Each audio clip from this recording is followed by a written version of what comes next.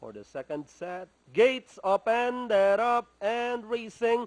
Cool reception draws for your lead. Running on the outside, Atoy for us. Esquisse is racing in third. Charge forward. Is now running in fourth. Down in fifth is Strike Force. Then followed by is Storm Play. Hard Way by Darrell. Unopposed Rasputin. Then followed by Invincible Link. While Magic U is running at the tail of the field. Past the half-mile pole. Cool reception in command. Esquisse moving up by Darrell. Then racing in third. Atoy for us as they rounded the last 450. Esquisse the favorite running by Darrell.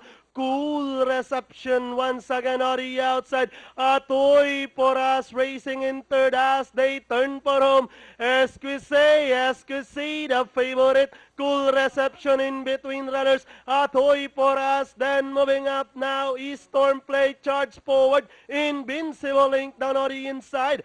With the last 150 more to run. Esquisse.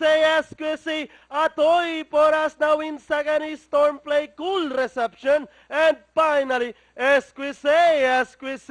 Atoy for us, Rasputin. Cool reception.